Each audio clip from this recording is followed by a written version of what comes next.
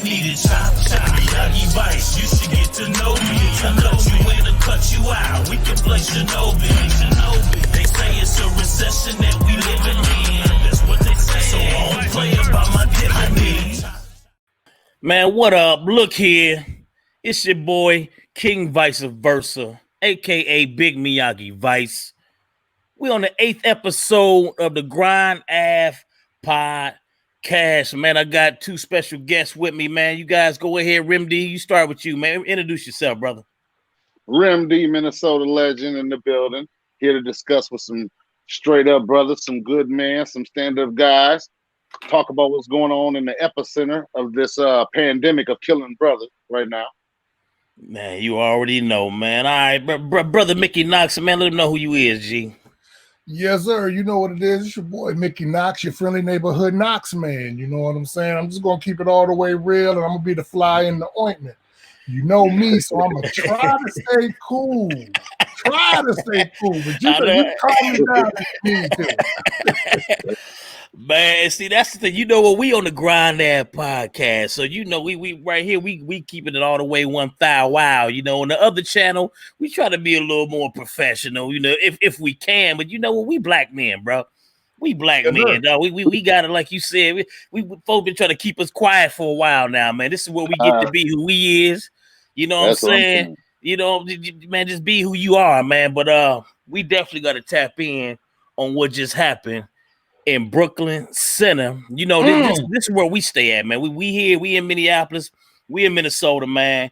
Just the other day, if you ain't heard already, it's been another shooting, man. And you know, we just had to. I couldn't even get out the last episode we just did on George Floyd before we got yet another young brother killed, man. So, man, I'm gonna start with Mickey Knox, man, because you new to the show, brother. I mean, we always build off cam, but man, just chime in, just real quick, bro, about just when you first heard there was another shooting during the damn Chauvin trial, man. What was your initial reaction, bro?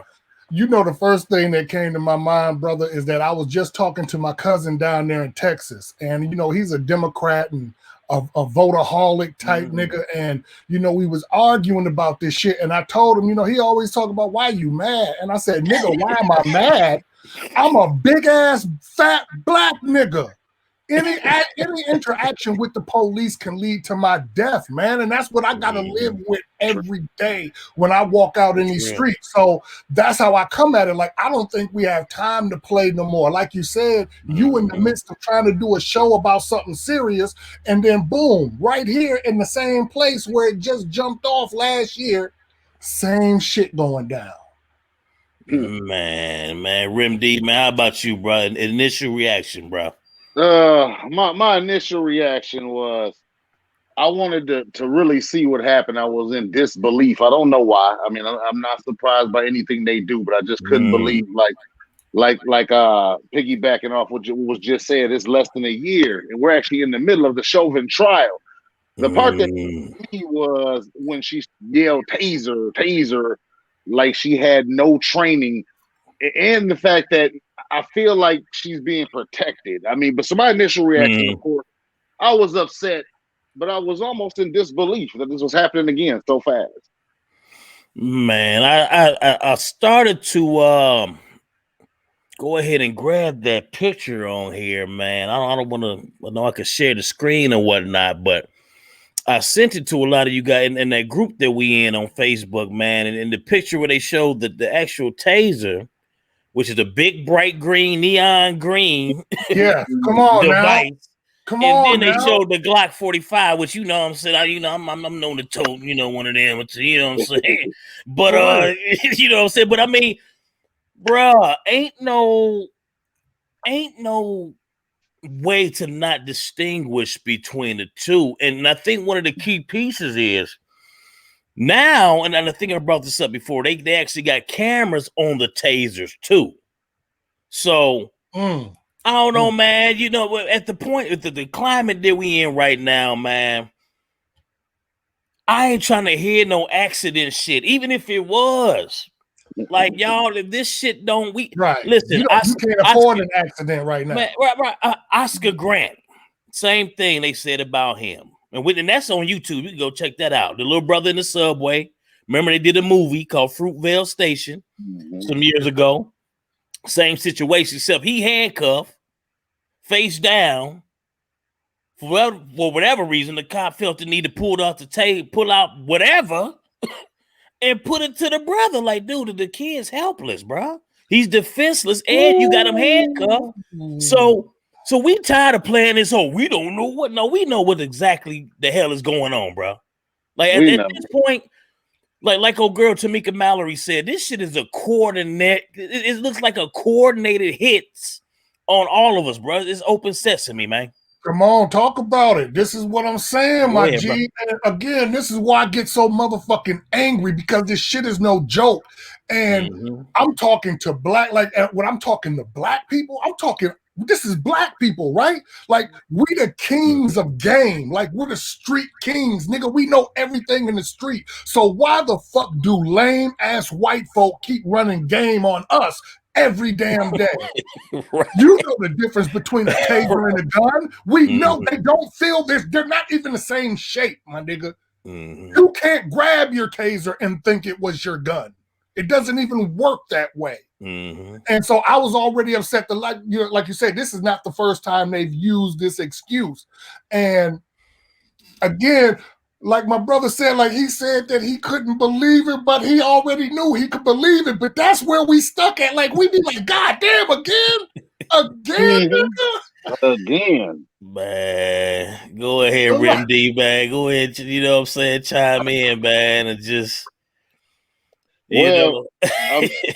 like I was saying to you earlier, Miyagi, off camera, we at ground zero in Minnesota, man. I mean, it's crazy out here, man. I ain't gonna lie to you. Even yesterday, I don't know if you saw the people in front of the Brooklyn Center police station. I mean, but it was thick, man. And then they had armored vehicles out there, National Guard. I mean, I'm not even gonna get into the whole parallels of what happened at the Capitol as opposed to what happened at tiny Brooklyn Center. I mean, let's not even get into that bullshit. I mean, I can't even believe that. But I'm just starting to feel like this is going to become Ferguson times 10, probably this summer. It's just it's lining up that way. It's boiling over by this summer, especially depending on what happens with this Chauvin trial. We may be the most hostile racial hotspot in modern history. Really, man. They coming out, and last time the white supremacists were coming from out of town last year, getting truck, renting them. I mean, we know what they were doing, man. And they want it again. I mean, they want it again. We may be for real the hottest racial hotspot in modern history very soon here, if not already. It's just getting interesting. Man, it really it's planned now. This is go ahead, Mickey Knox. Go ahead. I just wanted to add, he's saying that about a democratic state for all you Democratic voters out there. Just remember that's what he's talking about. And see that. I gotta follow up on that one. All right, go ahead. That's what we here for. Right, because they do say that Minnesota is a democratic state. And I will give him that. It is a blue state. However, there are a lot of Republican conservatives that have a lot of sway in this state and a lot of power, and they vote against the Democratic liberal interest. It's almost a split state. Most people thought Minnesota would flip. A lot of conservatives thought Minnesota would flip this year. He's 100. He's 100. They thought that. But it's a split state. From the metro to the outskirts, it's a whole different demographic. So right. Yeah, he's right. He's pretty accurate, man. He's pretty accurate. And that's the problem you have, because when you start talking to outside people like the Democrats, they start talking about themselves as if they're not the same as the goddamn racist ass Republicans. See? So that's why I bring that up, because for them, like I said, when I was talking to my cousin, he jumping on it's the Democrats. They gonna help us, brother. They gonna do something, brother. All we got to do is get them in. Now, come on. It might take a couple times. I'm like, nigga, you 60 years old. How much more fucking time you gonna I can dig it. No, I understand that. Yeah. Do not, please do not make the mistake of thinking I do not know that the Democrats and the Republicans are pretty much the same thing. That's It's the what I was same gonna bird, same bird, different wings. That's all Yes, it is. sir. So yeah, I understand that. I do. I really do. But I will say it at least appears that the Democrats these days are trying to fool you a little bit. I mean, they at least try to fool you with some diversity. It feels like Republicans. It feels like they just don't care. They like we this is where we going with it. We going white supremacy, and that's it. That's how I feel. It feels that way. Like you said, that's what they call the illusion of inclusion. See, I touched on this, man, on the other channel. You know, that's the motivated experience. I touched on that, man, and see, because what I was gonna say was, brothers, I think I said this too in the other episode. I don't even know. I might drop this one before I drop the other one, man. I mean, this is right. But we are, and see, when you talked about folks coming from other states, man, remember now, 2 years ago, Wisconsin was the #1 worst state in the country for Black people. Minnesota was #2. We shouldn't be surprised by that most folk here, like even when I was in school, man, a lot of the folks who was traveling here were from Wisconsin. They was from out of town, but still close by. And but even now, 2 years later, I think they said we're #4. And so what's happening now, man, is that these things are illustrations of that dynamic, brother. And the thing is, like, we hear the numbers, but they've been showing us at the day in and day out. But it's been happening. It's so crazy because it's been happening all around the country that we can't really. It ain't just Minnesota. Oh hell but no! Damn it! But hold on, just on my hand alone, man. Jamar Clark, Philando Castile, George Floyd, and now this young brother Daunte Wright, young 20-year-old brother.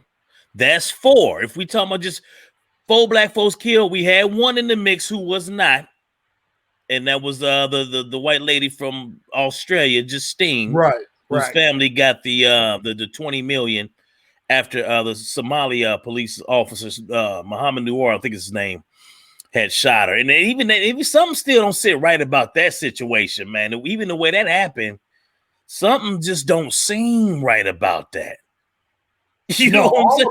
Like what cop reaches over? He's in the past. He reaches over past his partner and shoot the white lady after she knocked on the window. Like something just don't even seem right about that, man. I don't know.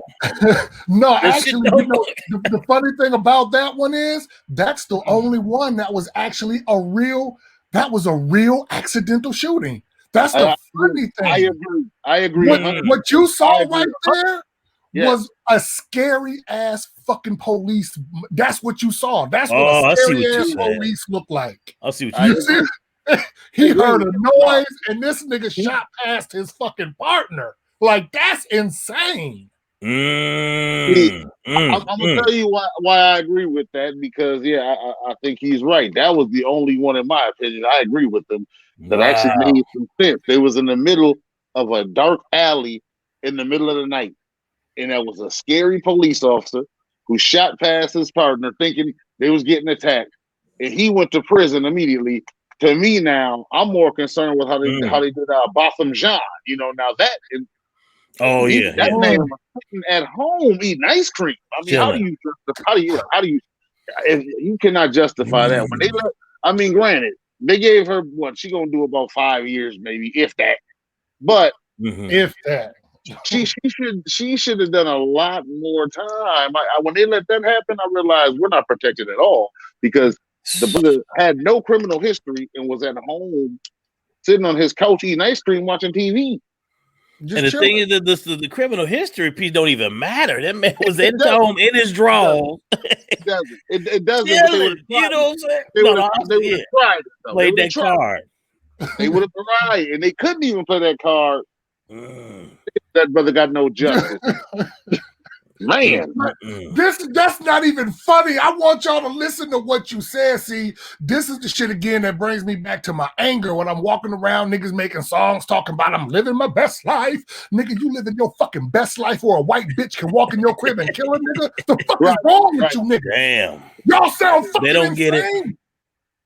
Do you think Jews was sitting around watching the playoffs of the luge while the ovens was heating up? Going down the ice mountain the fastest. Like, this is what we're doing right now.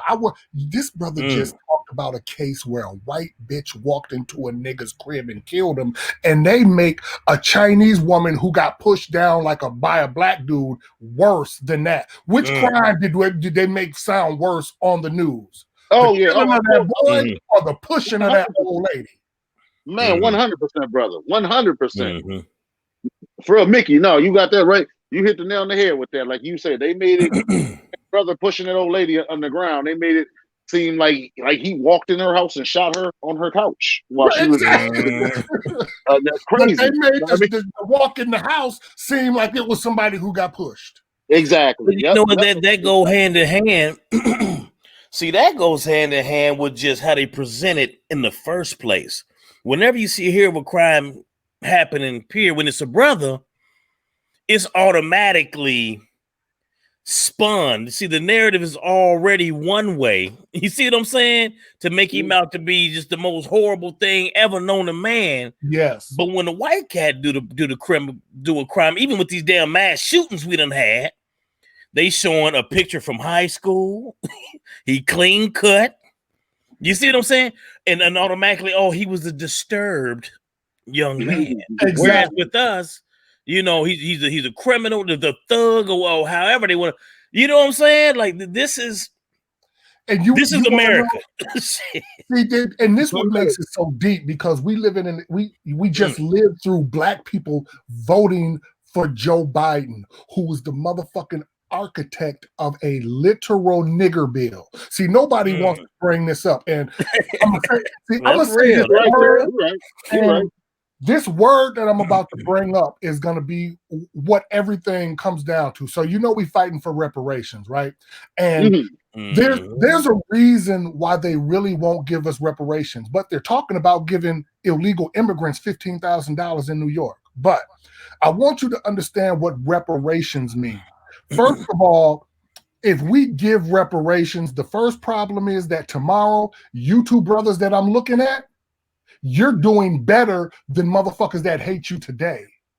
Oh, yeah. Eat their soul up. How do you think white America would feel tomorrow if you two brothers got $500,000 in your bank account, a $350,000 loan voucher, and $60,000 a month coming in for the future until we do things that'll destroy their whole fucking world? Now, the second part of that, the real problem with reparations is that makes motherfuckers culpable. And I want you to understand that stop and frisk, that's a fucking crime against humanity. See, they've been doing shit that the Jews, this is Nazi shit. So once we start really holding motherfuckers accountable, Joe Biden's ass need to be in jail right now. Hillary Clinton need to be in jail right now. Not even for them kids that they've been fucking, but for just the literal racist laws that they have enacted in this country.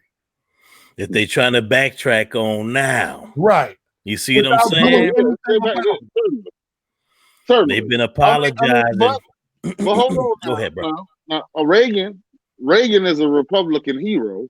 Woo! He did flood the hood with crack. Reagan was a drug dealer. I had them shirts. He said, "Push it, man." You're right. And my thing is, he's a conservative hero, but he did flood the black neighborhood with crack intentionally to fund his illegal war. So he's involved. So when we're not right. So when you say that means that we're not talking. See, they keep talking about slavery. Nigga, fuck slavery. You owe me for yesterday, bitch. Y'all been doing shit yesterday. This ain't about slavery.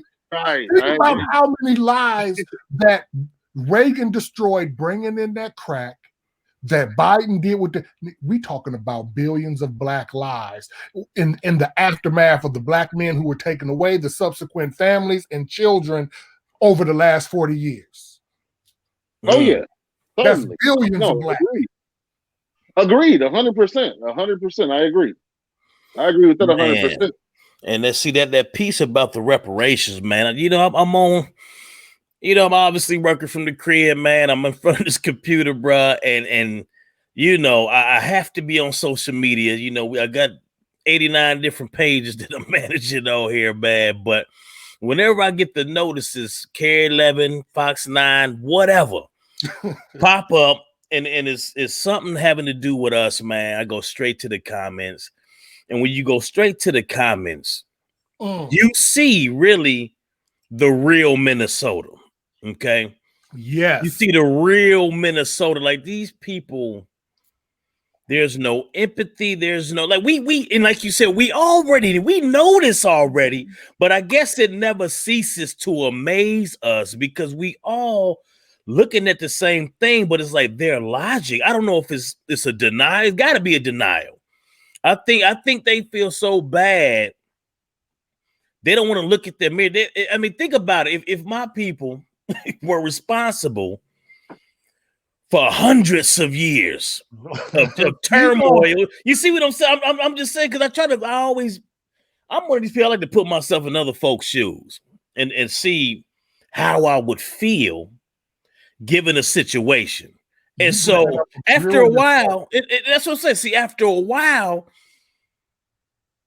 it gets tiring. But see, the problem, the mistake that they keep making is they trying to, you know, think that their experience from their point of view trumps, you know, no pun intended, what our experiences have been. Like, oh, we're tired of this. Things aren't like this anymore. But one of the things, my main argument to that is that we can't have a real discussion about white supremacy unless you really understand what it is at its core.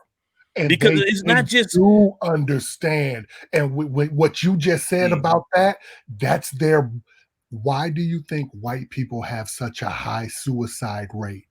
Because being this fucking evil will make your ass insane. I don't give a fuck what you say. When you try to rationalize the shit that you do and you see your people do to a motherfucker every day, they see the shit. It eats at their goddamn soul. This is why so many of them are fucked up. And no one likes a racist. Yeah. That's what I be saying to their head. No one likes a racist. And that's that little dick energy y'all want to bring on these posts. So all the damn time. Imagine being something that you hate to be. I always equate it to a nigga who wins by cheating. Nigga, if you win by cheating, you smiling, nigga, but your soul is ugly because you know what it is. You fucking suck. You trash, right? You trash. Yeah, that's a fact.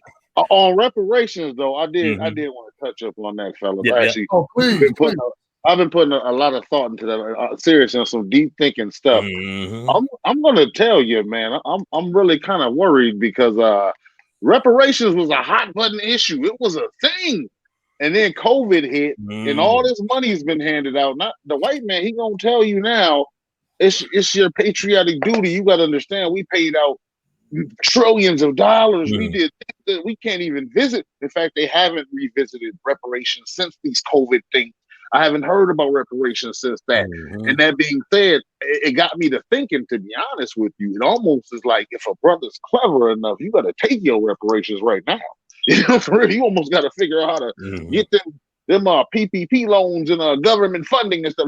You got to figure out how to maybe get them. You got to really, because I think they're gonna put that on the back burner. I can feel it. I can feel that they're gonna. Well, that's the thing. That's why. Okay, so now you want to go deep, and I'm glad you said this because it is deep, right? So I want to take baby. I want to take you back to about a year or two before Trump got out of. So his second year in term, right? His second term, or not his second term, but his second year in office. First term, second year. Got you. So the second year is when the new black media, the black underground, so to speak, is really starting to get out there, right? The Tariq Nasheeds, the Jason Blacks, the Professor Black Truths, even Dr. Boyce Watkins to some degree. Like, a lot of Black people are starting to wake up. And this is where the whole reparations issue was even coming from. It wasn't coming from nobody but the underground Black media, right? And we talked about it and we got to so many people that it made it mainstream. Okay. Now, That's fair. I contend that this whole virus, I contend that everything that has happened is literally directly tied to that they seen, oh shit, these niggas is really trying to get the fuck together. See what I'm saying? No, I was getting that kind of the same way that they did with what you just brought up, which was the same way in the 60s when we came back and they said, oh, these niggas want to get, oh, okay, bring that dope in. Yeah, see this brother, Mickey. I like Mickey. I told you. That's what I'm saying. No, they got their They see what's happening, and then they come with these plans, and you may not see it, but if you're watching, you can see it. Right now, it's set up. It's already set up where they pretty much killed the talks of reparations, and I guarantee you, when it comes back around, they're gonna point out, oh, we spent trillions on a pandemic, and they're gonna feel like the Black man. Right. He can put it on the side for the country. See, hold on. Real shit though. That's real, man. That's real. That because what just happened? They just jumped on them niggas for not helping that bitch in New York. Right. Oh, that's true. They just shamed a nigga for not doing something they wasn't even supposed to do. I didn't see that one. Y'all, which one is that? I didn't even see that one. They were saying that's exactly what you are saying. They're telling niggas, hey, nigga, you niggas out here for our service. That's it. Hey, wait until y'all see that show, Them, if you ain't tapped in already. I don't watch it. We probably gonna have to come back and have another episode on that. But the show Them, it speaks to the beginning of all of this. Matter of fact, the beginning of this in Compton, when Black folks started moving to the West Coast, it ended up in Compton during the years of, 1917 through 1960 something, in that particular time frame. Right, and so it was white, and then they started in Watts. Right. And see, watch what we gonna the binge watch that joint, man. But it's gonna blow your mind, man. Well, I mean, we already know the stuff, but again, the more we know, and now that we all, in our 40s, mid to late 40s or whatnot, it's like, dude, like you said, you see it. You see everything now. And kind of going back, touching on to what you said about these young cats out here, man. They're not built the same. They're not built. When that young man, he made a song, which was a dope song, Lil Baby. Remember that song he was talking about, everybody ain't racist, blah, blah, blah, blah. I think he won, some kind of war for it, but then double back and was like, as a matter of fact, I think most of the proceeds for that he donated. This was all after the George Floyd killing. And he came back talking about, oh, yeah, I'm done with that. I ain't trying to be out here trying to be no political or no Martin Luther King, blah, blah, blah, blah, right? And I remember shortly after that, watching some videos of Pac speaking, watching a video of Young Cube speaking at the age of, the same age, roughly early to mid 20s. And it's like night and day, bro.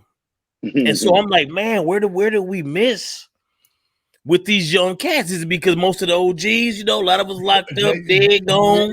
Yes. Because these cats, man, they seem not to. I mean, like, dude, do y'all know y'all Black? Like, come on, man. I don't think they do. I don't think they know they're Black. Think about what we have here, man. Think about, because I know I'm older than you, King. I don't know how old my brother is, but I'll be 50 this year. Yeah, I'm 45.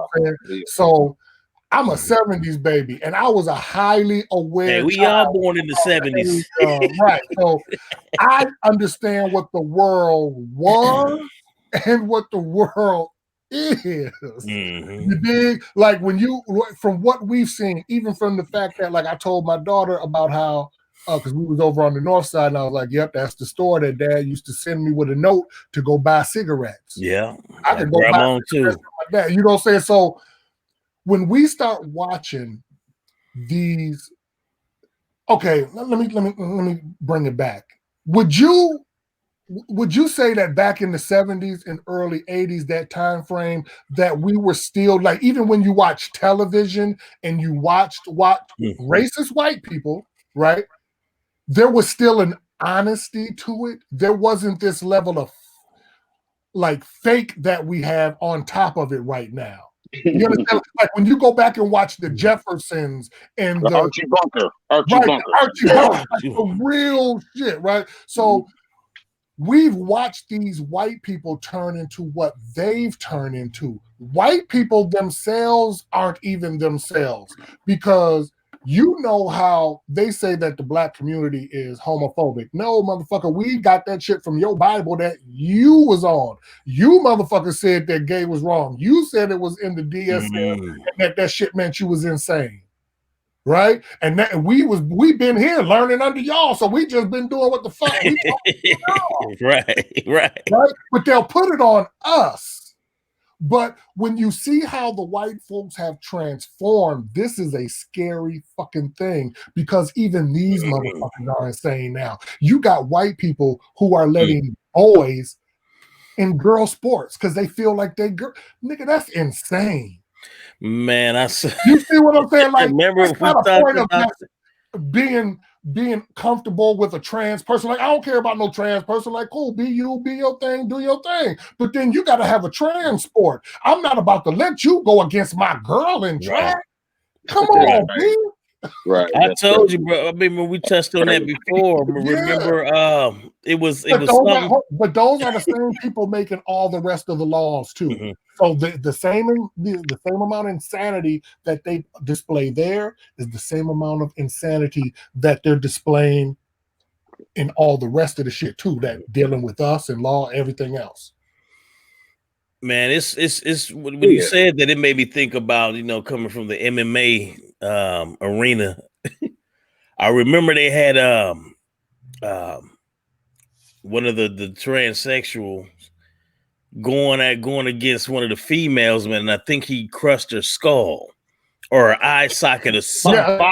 It was the MMA fight, and he Fallon or Fiercer. I might be getting the wrong person. I think I might be thinking about that. You know what I'm talking about? I think so. I think like Fallon Fierce or something. I don't remember the person's name, but I know who you're talking about. It's two sports in particular. It was one in wrestling, like amateur wrestling. It was one in MMA, and then I just saw another story. It's a couple of the track and field joints, but it was another one where it was two brothers who were transsexuals. I said that. They were like, I don't know if they were twins or what, but these fools, man, running around like they king of the track, queen of the track, man. And these fools is killing these females. I'm like, man, now all you got to do is go to any physician and they'll tell you that the man obviously has more muscle. Come on, but see, this is what I'm saying. You're a grown man having to explain that. We shouldn't have to explain grown, regular ass common sense shit. See, in the 70s, you couldn't be that fucking stupid and then talk to grown people. Man, if you don't get your ass the fuck out this conversation, man, you can't come in here saying dumb shit. And that's what they coming in with just straight ignorant dumb shit, looking us dead in our face, talking about Craig, let me borrow your VCR. Because this is a match. And that's the thing. I'm laughing because really, man, we at the point where that's all. You gotta laugh to keep from crying about this damn shit that's going on, man, in this world, bro. Like you really are, man. This is a different world. I remember thinking at one point, man, I was like, a sister ain't gonna never go and get her body done up and all this crazy stuff. For real. Man, listen, that is the trend right now. Sisters, a lot of time they naturally got a nice little frame to them or whatnot. But man, I done seen some ridiculous ass shit. Like they playing Mr. Potato Head out here these days, man. Putting folks together. And who advocated this shit? Because first of all, I ain't never had one of them bitches, and I would never have them bitches. Do not turn me on one iota of a piece of nothing. If I see that, I'm all turned off. I want my woman regular. Give me some flaws, have a crooked tooth, something. I just be a person. But again, we're talking about insanity, because what you said about a sister not doing that, right? So let's just take plastic surgery. Plastic surgery is one thing, but we talking about women who are doing back alley surgeries. So nigga, you was just letting a non-medical professional do some shit that could kill you for your ass. Down in Mexico. That's insane. That's crazy. Yeah, even if you had a bad tooth, my brother, I don't care how bad the pain is. You is not going to the alley and let a nigga in a van pull your tooth. Mm-hmm. You're gonna find some kind of insurance. If you had to go to jail, nigga, go to jail to get a tooth pulled. This shit, man. Like I said, we could go on and on, man. I ain't even gonna touch on the Lil Nas X video because I hadn't even saw it. Oh wow! At first, and you know he all the way out now. Ain't no denying about that. You know, I'd rather for the young brother to be who he is, but he done took it to a whole nother level, man. And the reason I think somebody brought up a good point of go ahead, be who you are. We don't mind that. But when your song that hit big on TikTok, right? The Old Town Road, and then you at the elementary schools with the kids, man, and the kids was loving it. It's like, dude, that you man, and then you came with the what's it called, Montaro or something like that. I don't know. That fool took it to a whole nother level, man. And then he went and created a shoe. And it was a Nike, and I don't know, he must have thought they was gonna get on board with him, and they was like, man, if you don't take that shit down. Yeah, they made him take it down, but unpopular opinion here, they was wrong for them take it down. I don't support the shoe. Let me clarify that. I don't support the shoe at all. The shoe was garbage. I ain't with that madness the man was on. But the same person that made the shoe made a Jesus shoe last year. And they sold that shoe. Yeah, I see what you're saying. You're talking about the king of the hypocrite. I'm saying right now, see the Jesus shoe though had like holy water on it in the sole and stuff. It was same type. I didn't even know about that one. Yeah, same exact person put it together and everything, and they let them sell that shoe.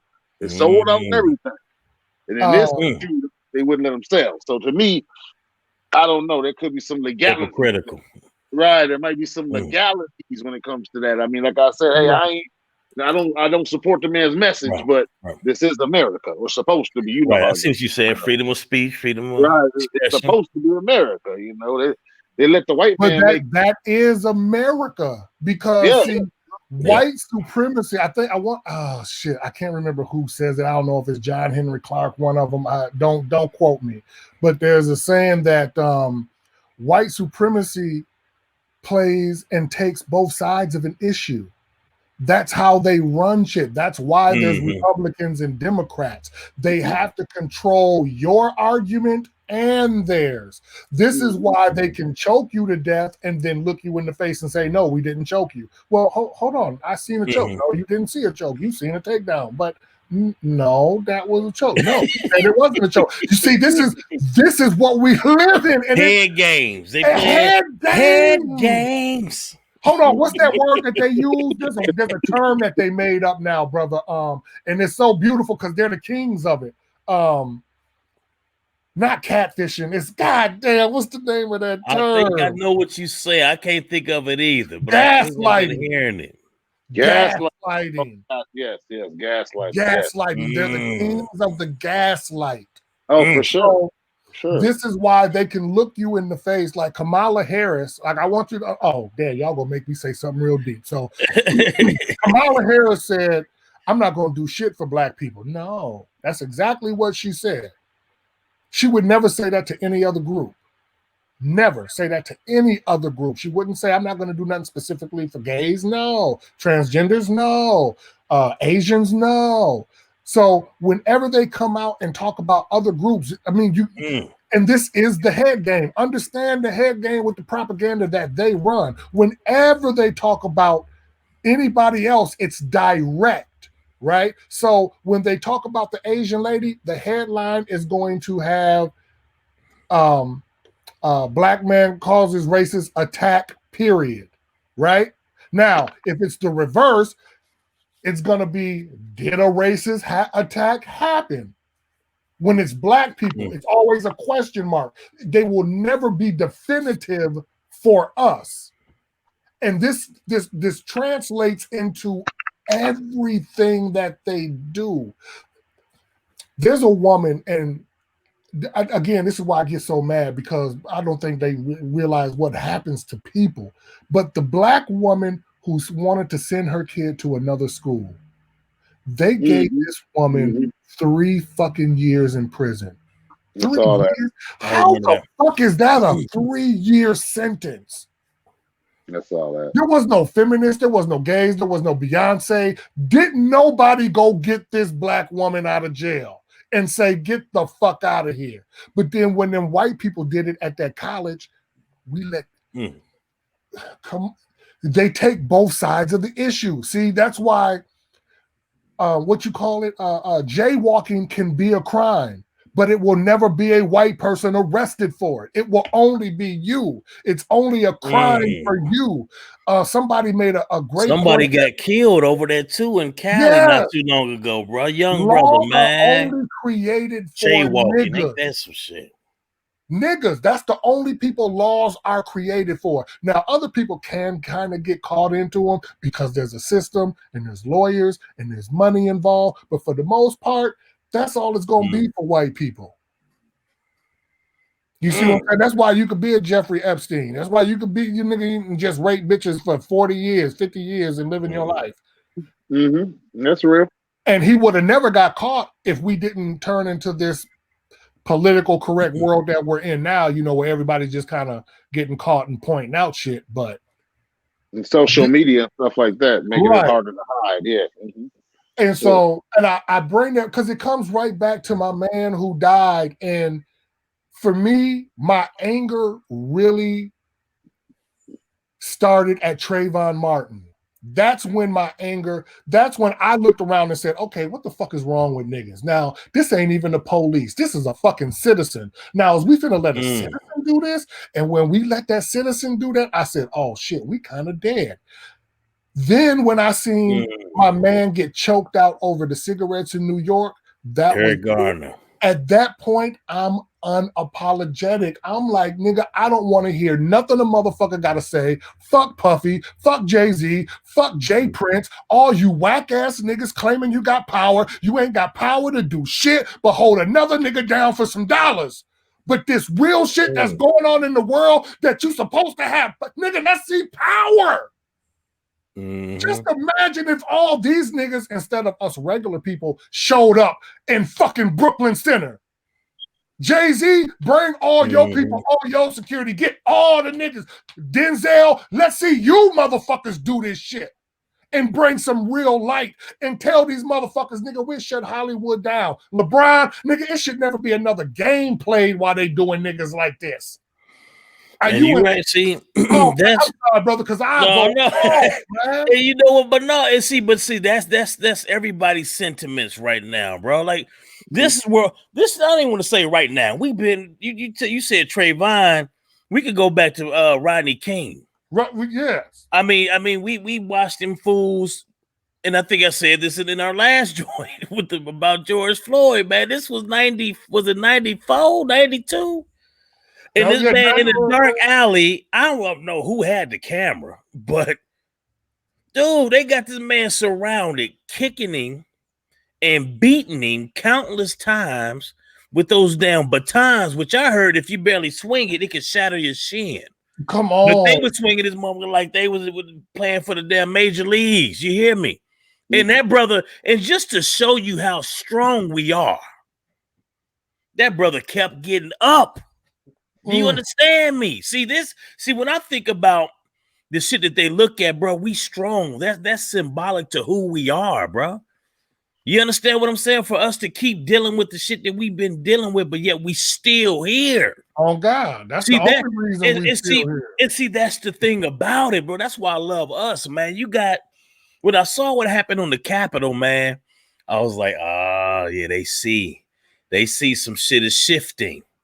Whenever, like you said, shit started shifting, you start seeing us getting in these roles now. We getting in positions, you know what I'm saying, of leadership, and we getting in certain spots to where we can make some change. Maybe, you know, it might be little at first, but then they seeing it as a collective. Every time you looking around, man, they getting scared by this shit, bro. That's what the storming of the Capitol was about, dog. Those folks got scared when that man lost the election, bro. We ain't never seen them act like that. This is 2021. And excuse me, that brings me to another point too. I saw somebody on LinkedIn say this. It was like, damn, man, y'all sitting up here, y'all kill another black man, yet y'all let all them people storm the Capitol. Now I was thinking, I said one lady did get killed. She got shot. You know what I'm saying? Remember the one? I don't know where she was from. And, California somewhere. Yeah, I think California. But something like that, man. As many people that stormed the Capitol, man, with and some had weapons. Do you know it would have been open sesame on us, brother? Oh yeah. It would have been a bloodbath. Had that been us storming the Capitol, bro. And so that goes back, like you said, back to the hypocrisy of our nation, man. Like, dude. But this shit here, just kind of going back to that brutality piece, bro. You know, it's going to come down to just retaliation. It's going to come down to folks like that one brother a few years ago down in Texas that took out those 5 cops, man. He was a military trained brother. And dude was so cold with it, they couldn't even get him. Remember? They had to send in a machine. They sent that robot to blow him up, because this fool was straight military. They said he was boom, going from one to the other, boom, moving on their ass, bro. You understand me? And he even said to one of them, "This is because I'm tired of seeing y'all kill my people. All the police kill our people." You understand what I'm saying? You see, that's all of us, right? And so, you know, because I be getting hyped, and I know it be sounding like, you know, bloodshed, and let's roar and bite niggas' throats out. And I mean, if it comes down to that, but I really don't think it needs that. Again, the revolution can be real easy, and it just comes down to, like I said, like we've had so many times to make the stand. And power only recognizes power. It only respects power. It's not gonna respect a bitch. Like if the bully hit you in your face, and then you hit the bully in his motherfucking face, and then he hit you back in your face a couple times, but you hit him in his stomach in his face a couple times. Even if the bully come out on top, the nigga like, hey, this motherfucker fight. He's squad. Right, you know he got hard. He got some you hard. You gotta respect the motherfucker who stand up. Oh. And the problem is we don't stand up. So it's so easy to shut it down. And I'll give you a prime example. And I know people hate when you put it on certain people. And I'm not putting it on him per se, but fuck that.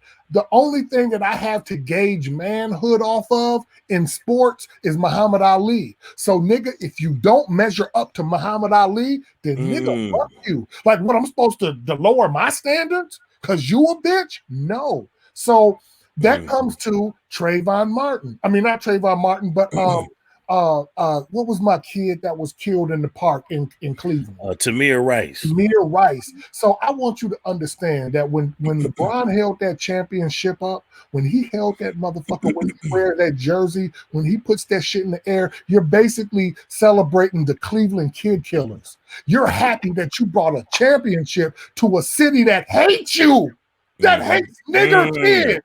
that kills fucking nigger kids, but you're the fucking mascot.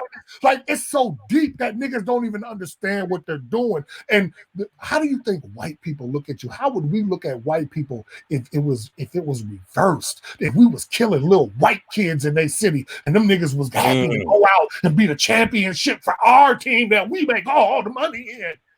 Nigga, black folk look so fucked up out here. So it doesn't have to be a violent overthrow. It has to be a man overthrow. It has to be grown motherfucking men and women who make decisions like they did to boycott them buses. Niggas had to walk for a while, but it hurt them white people's pockets. We should. That's the key piece right there, bro. Like you said, it's the willingness to, like you said, go without actually stand up. And that's what I mean by it's a different breed out here, man. I talked about, I think last time where Farrakhan was just talking about, it was one of the killings, and he was like, man, he said, we got to bring back that old black man that ain't afraid to die for his family. If somebody, one of these cops standing over your people, your wife, with that gun, he said, that's the time to die. I mean, he said that's the time. See, nobody wants to think about that part, but that is the time. Rim D, real quick, you want to go ahead and chime in, brother? You've been sitting waiting. Oh, yeah, no, I've been listening to you guys, pretty much agreeing with what you guys were saying. But I will add to that for me, as far as the time to die and all that, and like Mickey was saying, I mean, I kind of agree. The revolution, that you can go about the revolution differently now. My biggest issue, and we touched upon this last time we met up on the last podcast. I feel like, you got enough rich brothers now. They should be buying land. That's the problem to understand. Now, if you want to go with power against power, if you really want to scare them, brothers need to snatch up as much land as we can. They ain't finna give us that 40 acres and the mule. That's over. But we need to be snatching up what we can. And that right there, that's when they will get afraid. That's when they will get scared. At that point, when we actually have something tangible, such as land, such as our own banks, our own financial institutions, our own, dare I say, even our own Wall Street type system. Oh, yeah. Come on now.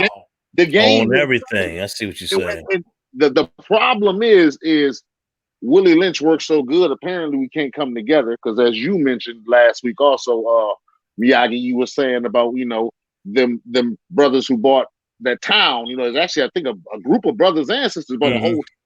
Right. Now, how don't we have a lot of that all over the place, especially knowing the history of our people and knowing the things we've been through? I'm more upset with LeBron for not, and I'm sure LeBron's a very charitable man, so I'm not upset with him per se, but I'm more upset with him for not putting something like that together than taking them white folks' money. Because you can go ahead, take their money, but let's turn it into something positive.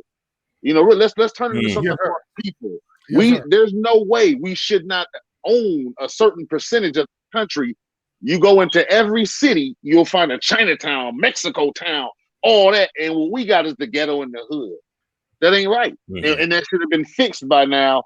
And I feel like we could have done a lot more to fix that ourselves. Yes, I really do.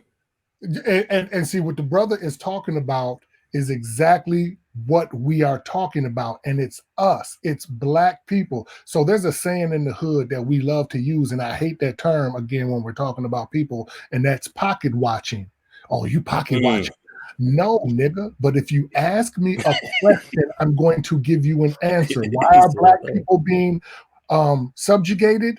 Because the black people with money don't give a fuck and keep letting us get subjugated. That's it in a nutshell. The poor people can't do shit. They always talk about, well, what you doing? Nigga, I make $14 an hour. The fuck you want me to do? Right. See, your boy Donald Sterling was the fucking man of the decade because he said some real shit that nobody ever heard. And that was the day I left professional sports alone. I haven't watched NBA. I haven't watched NFL since the Donald Sterling incident because Donald Sterling said out of his mouth, and he didn't say it angrily. He didn't call us niggas. Right. He just kept it 100. He just kept it 100. He said, look, we don't mess with them because they don't even mess with themselves. He said, if y'all know that white people are racist and you know that white people are destroying your schools and you're never going to have good schools with white people, then why the fuck y'all still going to white people's schools? That makes no sense. That shows that y'all are insane.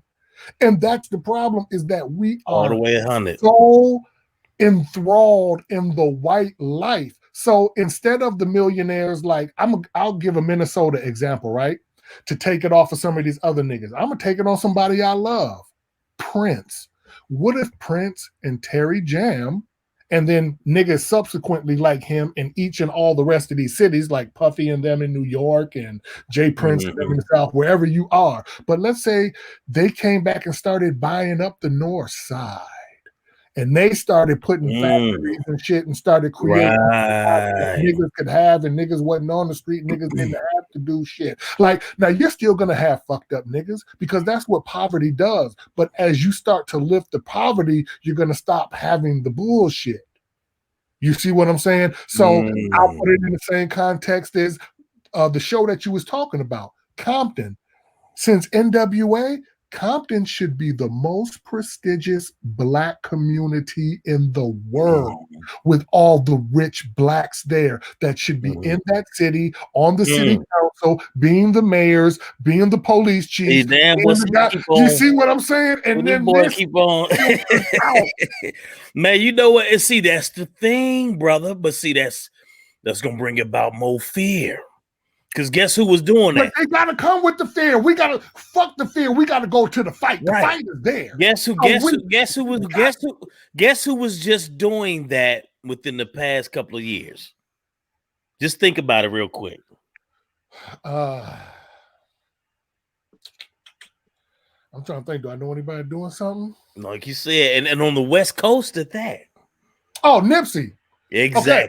Right. Check it out. Check it out. Right, see, hold on. I'm just saying, but see, right. And hold on. That's still. I just want to add that you're right. It was Nipsey by himself, not Nipsey, Cube, him. Right. Him, a whole mob of Crips, a whole mob of Bloods. Check it out. I think they were getting to that point. See, I don't know what this Mount Westmore. Because Too Short, remember they just did the Short and the 40 did the verses, and they spoke on the Mount Westmore thing, and they kept calling the group. He was like, no. He said, hold on, we don't want y'all to keep calling it the group. This is a LLC. It's more than just we might do something in music, but altogether though, this is about to be a bigger move. So that's what I'm saying. Right. See, I don't want to speak too soon because they might be up to something. So, see, and when I speak this, I'm only saying in the context of what we've been doing, and you know what I'm saying. Definitely. So and there's you even had Puffy put out some real shit the other day, even though he stole it from a nigga. He didn't really think that shit, but even the fact that he tried. Because it's real shit coming out. But yeah, these are the things because he's part of the problem. He should have been the one. He should have real power in New York, but he don't have no real power in New York. He didn't have no power to do shit about stop and frisk. And that's when we talk about power. When nigga got power to be, hey, the fuck is y'all niggas doing? That's what it's going like that. That's that power. The group economics is what is going to take. Like you said, it's not going to be just one. What Nipsey was doing was powerful, and what I don't think a lot of people understand, that man had several bit like that damn near the whole strip, because it was a restaurant in there, it was a hair salon he had, it was of course the Marathon store, it was a barbershop, one or two barbershops. In a prime location. Prime location. That's what I'm saying, man. Like, I wouldn't be surprised. And to this day, man, I wouldn't be surprised that, them folks put that boy up to that because he looked like a straight goofy running off. I'm like, dude, who is this? I would give you 85-15%. It's 85%. They had to. Like, we're not stupid out here. That's what I'm saying about game. Like, we might not know, and even if we wrong, we probably just missing You know what I'm saying? Right. But when you add it all up, where that property was, then you go into the fact that he had been fighting niggas trying to get that property, and then we understand the LAPD history been of messing America with him. who has killed niggas over property. They've killed white people over property. So it's not like we stretching. We're all all you doing is what intelligent black people do is critically think. That's it. And Well, that's I all don't I'm put nothing asking past for you. nothing. Shit, my thing is, it all goes back to the foundation here, brother. Like the land, this, bro, everything here has been founded upon deceit, lies, murder. Like you can't, even with the whole vaccine piece, and that's why we had a 3-part episode to that shit, man. You can't put nothing past these folks, man. You understand what I'm saying? And the thing is, you hate to even say it like that, but it is what it is. You know, that's how you operate. This is what our history has shown us. And so when I get on these forums, man, and I'm going back and forth with the white, it ain't even just white people, bro. I had a native brother hop on my post the other day and was talking about, you don't see us crying. Y'all sounding like crybabies out here. And I'm like, brother, I said, dude, either somebody done hacked your page, you've been sipping on something, or your ass been living under a rock, dude. For one, the reason we are where we are now is because black folk have been fighting. We done fought, we done died. It's been bloodshed around this mug, bro. We don't, like with everybody else, even with the whole thing that happened with the Asians and stuff. Bruh, we always spoke out about our shit. We didn't get this far from just laying down and disappearing around this motherfucker. But it's just interesting to see how everybody got something to say. It's like they hate us for standing up for our shit, even though y'all keep seeing what the hell keep happening to us, bro. It don't take no rocket science, man. But it's because of what you just said. I want you to understand that everybody else that comes here, brother, they come here because they want to be. They come to the evil. They know what the fuck the evil is, but they recognize that the evil is mostly perpetrated at us. And as long as they go along with the society, then they cool. Because America done drop bombs on Asians, my nigga. We done put Asians. right. Like, every other nation in the world has pretty much become subservient to America. But us. We are the only entity on Earth, still, us and the motherfuckers on Sentinel Island.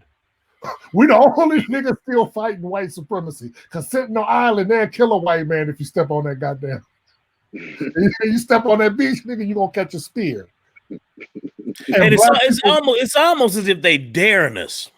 You know what I'm saying? We dare y'all because we know y'all ain't got the firepower that we got. Not even just that. It's the mentality. Because even with the situation with George Floyd, right? And how people, man, I would have did this, I would have did that. Just think about the fear. And see, here's the thing, bro, because as much as we could get on our own about what we ain't doing, man. This took years to condition us in this way. We know, just like the slave that was getting beat in the field, if you took your ass out in there to assist or to do anything, you was about to get killed. And see, that's what I meant by when I going back to when I said it's a time to die. It sounds crazy, but it is what it is. Because either we gonna keep being sitting ducks because they keep killing us. We see that. Exactly. That ain't gonna stop. It's just Russian roulette. You just waiting on your turn. At this point, you see what I'm saying? Because even, man, I'm free. I got a lot of friends, man, in different places. I know a lot of folks who are head of organizations. And I just saw this one sister, man, big role, one of the big nonprofits, man, in Minneapolis. And even she took to her little podcast forum like, hey, they told me I had to make a statement, but to be honest with you, she was like, I at this moment, at this time, a statement it's not going to do nothing justice. She said, I got 2 sons at the crib. I'm in fear that, hell, what if they out one day? Just being normal, being them, man. And I got to worry about them losing their life. Philando Castile just chilling in his car with his woman and his child. Like it's no more random than that. That's what I'm saying, brothers. We all random. Man, they've been on that. But think about it though. They pulled Philando over 54 times before, and they're not convicted of nothing. But when they ran the records, they said they had pulled him over in total 54 times, which speaks to the whole nother situation about profiling. How you pulling this man over 54 times, man? It's deep, man. Rim D, you want to chime in, bro? Yeah, no, it just reminds me of last time when I saw Philando. Yeah, same thing. Yeah, that's Philando. That one actually really kind of that hurt a lot. It did. Yeah. And I believe they profiled that brother just because he had them dreads or them braids. You know, his hair was natural like that. And I think they seen that and that just made them, pull him over. They see that. Yeah, exactly. That makes you a target, which is just crazy. That's that insanity that Mickey was talking about. That's the insanity, man. It really is. But yeah, that one I don't have too much to say about because in the last podcast I said a lot about the Philando. Yeah. That one, that one infuriates me. I checked y'all out. Y'all was talking. That's why I was hyped up when I seen the conversation y'all had on the podcast when he showed me. I was like, oh, okay, you got some all right brothers over there. That one, you know what I'm saying? And I was like, okay, that's what we need because, see, this is the type of shit that hyped me up because really, I be feeling alone, my nigga. Like, when I look at the world, like, even for my mama in there, man, like, I be feeling so alone, like, goddamn, like, my people are gone. Like, they just want to just happily coexist and try to die peacefully and hope that they're not one of the ones. They just want to hope. You know what I'm saying? And that's just sad to me when, again, coming from the 70s, when I seen a different type of black person. That's what really hurts me. Like, what really hurts me is to be damn near 50 and then to think about how we thought Al Sharpton was, what we thought Al Sharpton was, what he really was. And then I'm like, nigga, fuck, so many years of my goddamn life wasted. Like, fuck. And that's why I'm so jaded now, because I look at everything with the cross eye now. Right. You see what I'm saying? Because that's where that experience comes in. Because if you're 20, I was gonna say that. Right, if you're 20 years old, you see it and you're with us, and you see the but you don't know it yet. You ain't had that. You know what I'm saying? 10 years ago, nigga, you was 10. You don't know. And see, now we further understand what the old heads meant. Like, man, you ain't lived yet. Oh, for real. You ain't lived it. And like you said, that's what me and you, we a few years apart too. But like you said, I mean, hell, I'm late 70s, 79 is when I was born. Right. And you a little early, but we seen how much things could change just within that 5 to 10 year. You know what I'm saying? That little segment right there, so much can change, bro.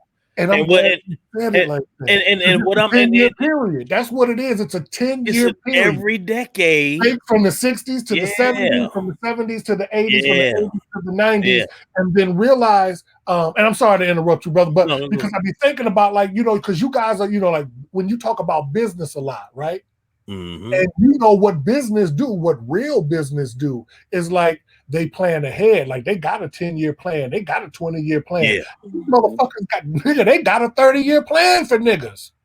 That's why that's real. Wade's kid out here. Because when the generation of Dwayne Wade's kids are 20 and 25, that's the influence. I'm telling you, it's gonna be a whole nigga. It ain't even gonna be no black men left. Not no black men. And see that's what I mean by supremacy, bro. When you look at the infrastructure, man, and like you said, I know woke has been overused, right? But that's really what it is. When you snap into the like the brother, I think I said Logic this video about this brother who was, he was just changing his mind about Christianity. It's the brother on Facebook, his name is Kevin something, but he got the 2 wives. He got the 2 sisters. That's not the Kevin Samuels. It's something like that, but that's what he was saying. Like, his rationale he gave was so on point, though. But he was just saying, man, how people are looking at him. He said it's like y'all are stuck in the Matrix. He said, when you think about the Matrix, think about it. whenever the Agent Smith was changing, right? He was like going crazy and getting all doing like this, and then he morphed into something else. He said, that's how I look at other people, right? Who are still stuck in this. He said, y'all understand, I'm outside of that shit. I live my life differently. So to you, this might look unnatural and shit like that. He said, but if you go back in history, he said, and this is why I start changing my views, because what's written in the Bible and what's in throughout our history is not a parallel. You see what I'm saying? And so that's what I mean by it's like a paradigm shift that starts to happen when you start really paying attention to the shit that's going on. Like now when I look at stuff, bro, it's like it's all a play. Yes, it's like the shit's being acted out. Everybody's full of shit. It's like, damn, this is that experience coming in, and you looking at this shit like, dude, ain't none of this shit real. This shit made up. Mm-hmm. And even with the whole, just think about it, right? We want integration so much, but when we was on our own, we was fine. We had Black Wall Street, man. Matter of fact, Greenwood, that new app that Killer Mike got now for the mobile banking, right? That was based off of a city, right? That they went and massacred everybody and shit, bro. Just do research. Even with Rosewood, these were cities that we were doing our own thing, bro. And then once we got integrated, you see what I'm saying? That's when we stopped thinking ownership. Having our own, and see, the thing is, this is what I've been noticing as of late, bro. When we start talking about this type of shit, the white folk get mad. They don't like the whole idea of us having our own anything. Even the whole concept of HBCUs and black colleges, that piss them off. We don't have all white colleges, and it's like, dude, don't you? Every college is a white college. Y'all insane. Shut up. Come on, man. This shit is ridiculous, brother. Y'all see what they did to some of the HBCUs, right? I mean, y'all know some of the HBCUs still get that funding. Oh yeah, Come on, see, I like this. That's what I'm talking about. You're right. A few of them are actually white schools now, and they still get that funding. Like Bluefield was. But now Bluefield, even though it's still an HBCU, Bluefield, I think is, I want to say for real, 85% white, if not more. And they still funding and everything. They get everything that HBCU gets, and it's, I think I'm serious, at least 80-something% white. So that ain't even safe no more. Right. And then most of the people going there, you got a lot of foreigners and a lot of non-blacks go there. The population is not even it might not even be 50% actual blacks. And I'm talking about, foundational black Americans, and it's a shame, but we are at the point where we have to start distinguishing ourselves because how the racism is applying itself. You know what I'm saying? So, but and again, it all comes back down to white supremacy. Yeah. So I always say it like, I don't want to be successful in America. Why would I want to be successful in this country? Because my success is never even my success is not guaranteed. And what I mean by guaranteed is, nigga, they own the keys. So just like Bill Cosby, I always use Bill Cosby because if anybody actually goes studies the case, they literally did illegal shit to put him in jail. And I told black men then that y'all should, if you didn't just watch what they just did to put this man in jail, you niggas is insane, because this is setting precedent for what they want to do to us, which is really just circumvent the matrix and use they can make anything stick. Anything stick. You wasn't there, it don't matter. DNA said you was at home, nigga. They got DNA at home because you doo-dooed on yourself. And see, that's the thing. They just the most embarrassing thing in the world, and they can still take it from you. It's the changing the rules when they want to, bro. Like that's the part. Even with the whole stock shit, right? Because you start seeing more of us getting more and more into the stock market, man, and getting these apps and stuff, right? They changed the rules. And man, even I hit on a couple of them option calls, right?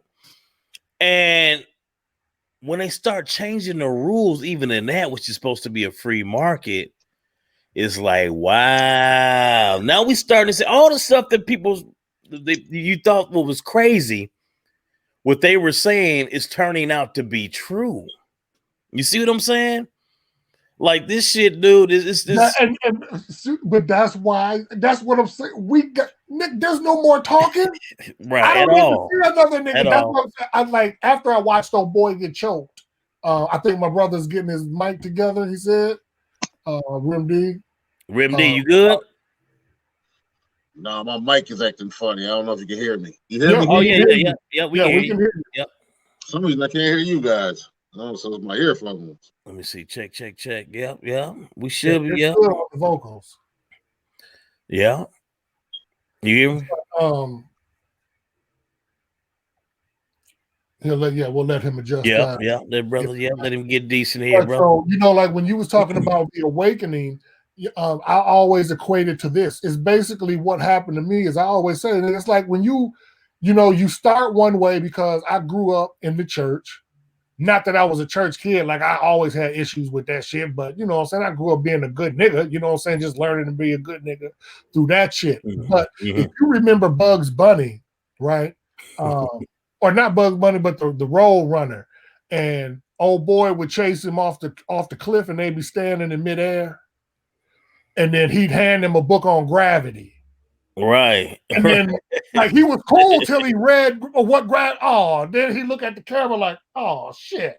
Because that's what happens, nigga. You fall. You can't help but fall when your mind, you know what I'm saying? Because common sense is common sense. You can't turn yourself off from it, because once you do that, then that's why you got a lot of black people who escape into homosexuality. Because a lot of people are just trying to cope with white supremacy. And somehow they think now, well, shit, if I'm rich, I might be able to escape it a little bit. Oh, well, if I'm gay, I might be to escape it a little bit because, I'm part of the in crowd. Hey, different look at world, yeah. It's that get in where you fit in thing. And I would I say, why would you work hard to make a business in this country when your business is not safe? So what you should be doing is, I'm not saying that you shouldn't make a business, but when we say chasing a bag, that's dumb, because the bag don't do shit for you. The bag ain't yours. It's only yours temporarily. You're supposed to get that money. The end of white supremacy and freedom is supposed to be what you get up in the morning and think about. The money is just an object way to that. Nigga, you can drive a Bentley to freedom if you want to. I don't care, nigga. Take the Bentley to freedom. But nigga, get to freedom. Like, get to the point where you don't allow a nigga to die with a knee on his neck. That's what you got to get to. That's when you've made a mark, a success, a change. Otherwise, if you look at this world and then go back and look at the show that you talked about, them that were, we'll talk about that later. Is this any different in that world, my nigga? Come on, tell the truth. Is that any different? Is this any different than the 50s? It's really not, man. And It's just from not the experiences, brother. It's man. Matter of fact, watching it put me back in the mind that, being here, and I was born here and raised in Missouri, man, in Kansas City. But just the experiences, brother, from living out here. I lived in both the cities and the suburbs, man, and bro, it takes you back, man. Let me see. We tapping in with Rim D, man. You all right, brother? I was just checking with him. I'm good. I'm thinking my AirPods must have died or something. I can hear you, but I think now. You got the Apple. Okay, you got the Air. You got the AirPods. Yeah, and they shit. So all of a sudden now I got this low sound. I don't know what's. Can you guys hear me clear? That's why I always keep some of these. Cool. Man. I always keep some of the regular buzz too, man. I like the technologies and all. I like the earbuds, the wireless joints, but. Right. Sometimes you got to go back to the old school too. I think that's what happened. But that's all good. We was all here for a minute. We talking. So you got to recharge him, or you? Yeah, he used some juice up. Yeah, I must have. I'm trying to grab a regular headset or something, or I can hear you, so it ain't that bad. Can you hear me though, or is it low? Oh no, we can hear you good. Okay. Right. Good. So, I think, to tie it all back together, man, when we came in here and we talking about the murder that just happened within the midst of this trial, like you see, when we talk about this shit, I always equate it to that dessert called tiramisu. And if you know tiramisu, it's a delicate dessert of like 1,000 layers. And that's what racism is. Like, motherfuckers talk about you go all over the place. Nigga, that's because it's all over the fucking place. There's not one aspect of Black life that is not affected by white supremacy. Not one. That's real, man. From sex to money.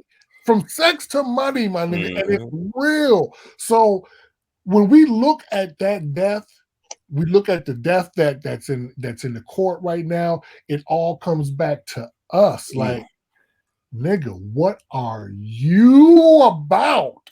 Like, we gotta start looking at ourselves, and sometimes that means that we gotta start disowning fuck shit, not because we hate it, but because we gotta start calling out niggas doing shit at the wrong time. See, there's a right time for everything, and there's a good time for celebration. Nigga, motherfuckers talk, well, why can't a nigga just have a good time? Nigga, we can't have no good time right now. The fuck is you talking about? They smacking you all in your face with white dicks every day, daring you to do something. And you talking about you need to have a Heineken to figure it out? Come on, my nigga. No. Playtime is over. We got to make I'm telling you, a stand, and I think it's people like us, just regular brothers, you know what I'm saying, that are starting to get out here, and then other brothers are seeing it, and then other brothers are seeing it, and the message is starting to filter out, and it's going to start filtering to them rich niggas too, because if we all start holding accountable, if we all start saying, hey, LeBron, nigga, you cool, nigga, man, but fuck your jersey, nigga. Until you really get on this shit, nigga, until nigga, you got to be on that reparations, nigga. Fuck that, nigga. Brown ain't on the reparations, nigga. Fuck that triple double, nigga. I want that. See, we got to have niggas in the hood talking like that. When niggas in the hood start talking like that and start looking, the gang members, the Crips, the Bloods, like everybody. And that's what I'm saying. We need to be on the same page, bro. That's what it is. The same on code. Same pay all the way around. I mean, I'm talking about the folks who's in these positions within these organizations too. Need to be deliberate about hiring your people. You see what I'm saying? Be deliberate in your work, man. Don't let them use you as a pawn. You see what I'm saying? Because, like I said, that goes back to the whole illusion of inclusion. Don't let nobody put you in that role. And they utilizing you as an instrument, man, against your own folks, man. And so it's, man, like I said, we've been going again, bro. We already at damn near. We had 1 hour 30, y'all. And but no, I wanna kind of get back to the young brother too, man. And Daunte Wright, man, just it's just some of the finer little details. And I know stuff is still kind of playing out, man, but right away, right? So I checked out one of the I think it's called the North Crime Watch or something like that. North Crime Watch page. On Facebook? And I think it's the police precinct page, what I think it is. Because they had the boy Rap Sheet. They tried to say, oh yeah, we ran into him back in 2019. We just posted this, blah, blah, blah, blah, blah. And now but it's like, what is you saying? You know what I'm saying? I mean, again, it goes back to what we just talked about, man. When something happens to one of us, that's they first. That's they go to. Let's show the world about what type of person that this is, even though it ain't got shit to do with what that woman just did and why she just retired. I just saw the article today too that the cop actually retired. I guess it was false that she committed suicide. It was reported that she committed suicide and that she was a rookie when in fact she'd been on the force for 26 years. And she was the senior. That's officer. why she the one who did it, because she knew she could get out. She And good. She when gonna I get her saw that, attention. man, when I saw that footage, man, it was like, you know what? I should go to my damn page. When I saw the video, man, and it was two guys on scene already handling the young man. She wasn't even needed. One of the dudes looked like he was at least 6'4", 6'5". Then you had another guy, you know, who was there assisting him. They didn't even need her. It looked like, from the outside looking, it looked like two people was jumping one person, and she the third person looking in, trying to get a cheap shot in, and was like, pow, oh shit, I shot him. That she actually said that, oh, holy shit, I shot him. They're like, bitch, you shouldn't even been in the vicinity. You shouldn't even been in that. You understand what I'm saying? So I understand that the brother, even though they had him, he tried to flee back into his car. Well, Richie really wasn't going nowhere. They right there. But they always say things that don't matter. Right. You see what I'm saying? It's like you can say whatever you want about the nigga.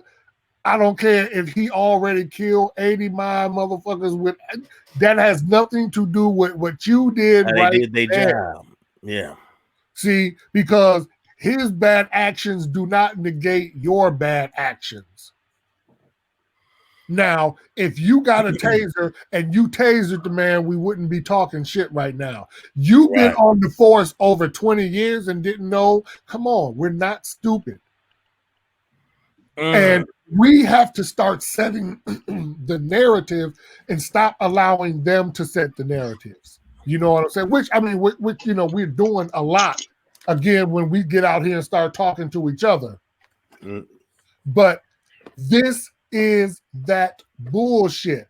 The boy who shot Philando said the same thing, didn't he? Didn't he say the same thing? He was like, he's like, why did you shoot me? He was like, I don't know. Come on, this is the type of murder. You can hear it in his voice. He was scared. On. These are the type of murders that are allowed to happen to us. I don't know. So even, nigga, he was no threat whatsoever. Okay, let me give you another one. I forget the man's name, but if you look it up, I want to say he was down in Florida. I want to say he was a reverend, and he was pulled over on the side of the road, and he was changing his car tire.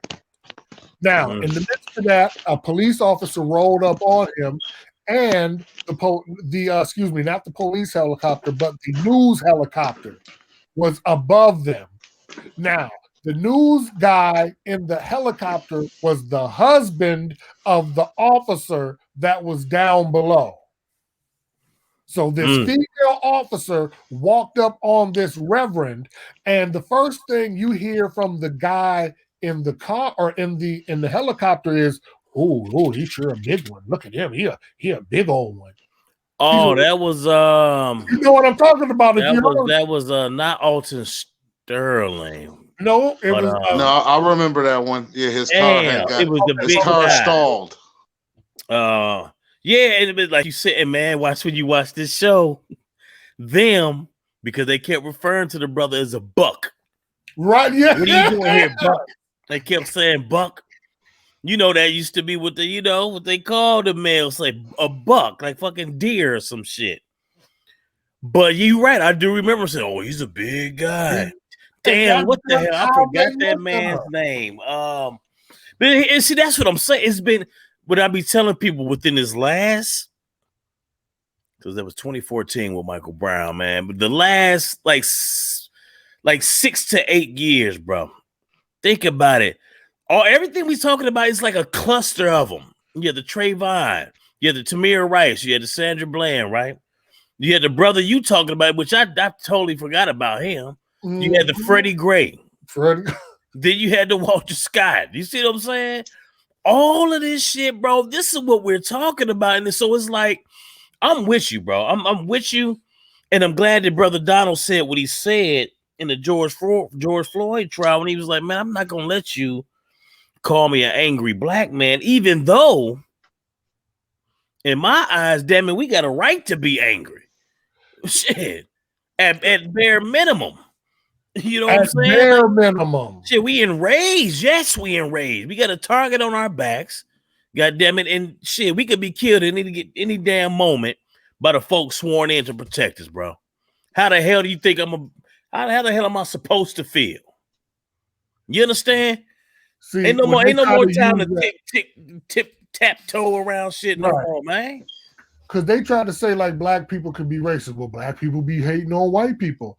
Man. But see, that's a difference. Do you call a woman who's been raped a hater of the rapist, my nigga? What the fuck is you talking about? No, never. Black people don't have a problem with white people because they're white.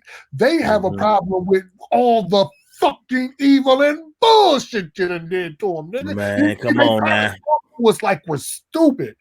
And I don't allow them. That's what they hate me because I'm gonna give it to you all the way. Hey, me too. Me too. And they try to do all kind of stuff like toxic masculinity. What are you talking about? The men have been raised by female children for 40 years. That's a lack of masculinity and toxic femininity in a male. Like they literally say bullshit to us that we let them get away with. That's a fact. Y'all hear me?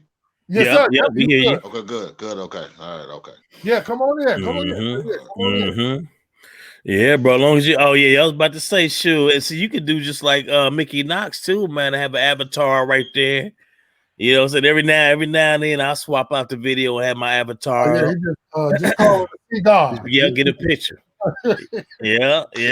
And I'm gonna say here too. Right now. Hey, send me that JPEG too, because I think when I do the thumbnail for this episode, I'm gonna use that, because that seemed to be your that's like your logo right there, Mickey Knox. So make sure you send me. I'm gonna need that so you know that's your signature. Oh yeah, that's the Mickey Knox. Yeah, man.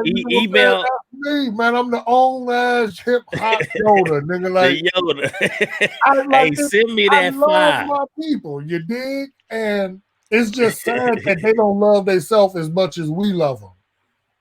Man, but see, man, I hear you. I was gonna say it's just like with the kids, man, coaching the kids, and it's like, you know.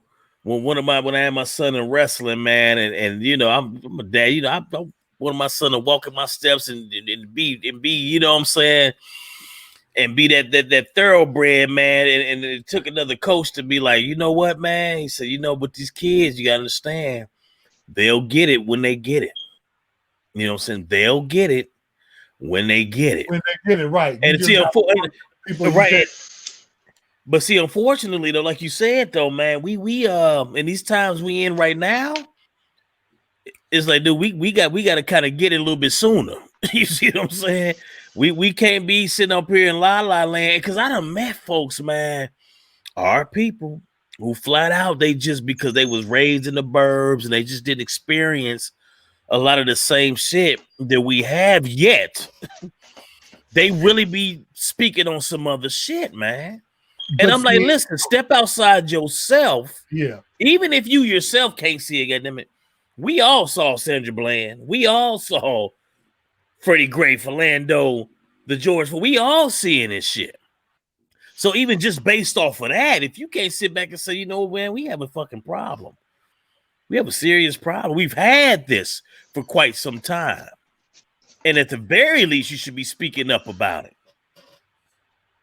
Well, that's why we have the generation that we have. See, when I was in school, we were still taught critical thinking skills. Like, this was literally a course. This was something they taught you. I remember that. I took that too. Right? Mm-hmm. So now we have basically a bunch of, I mean, from maybe 30 and under, like the 30s to 20s, they're all basically just grown-ass children. They're adult children. Oh man, not physically they even look like that, bro. When I look at the young man, not to cut you off, but yeah, when I looked at the young brother, man, and mind you, it's this kid swag shit they got, but it ain't even just the kid swag and then they clothes and shit. They actually look like even looking at young Daunte Wright, man, he looked to be about 15. of 16 years old. Now ask yourself, You know, what a about 15 130, 40 pounds. Right. But now, and when you say that, see, this is deep shit that you're saying, because again, like I said, it's tiramisu, nigga. You start going into all different layers. So when you say that, I want you to go back and think about what a 15, 16-year-old nigga looked like in 1977. Them motherfuckers look like grown niggas. Like Mike Tyson. Come on. Remember Mike? A Mike was 70s 14 teenager, knocking grown folks out, man. Hey, remember Go Tukey ahead, and bro. them? Tukey and them started the fucking Crips when they was teenagers. Them niggas was still in high school. Yeah. Even hold on, Fred Hampton, bro. Come on. Oh yeah. Like, Fred Hampton was we young. used to be grown adults. Like, we used to be a part of life, my nigga, back then. Like, even like I said, when I was 15, I was already working. My cousin let me sneak in. I lied on the application. Nigga, I had my own money, bought my own Adidas and Nikes and all that shit. Like, we was on our business back then. Like, these kids now, these niggas ain't. That's the entitlement, man. These millennials, it's a sense of entitlement, and it's crazy because they all got it now. You know what I'm saying? It ain't just white kids, even black kids got that shit now. Well, that's because they've been raised by the women. Yeah, this entitlement, bro. If a woman has a sense of entitlement, what does a black male who's been raised around a woman have? Real shit.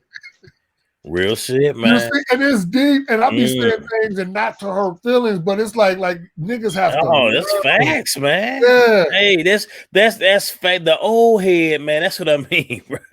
The old heads, like I was just showing Nicole, aka Queen A Star, a clip about Dick Gregory, man. That's the old head we used to have. Head. Where he talking, even though he cussing your ass out, you didn't say nothing.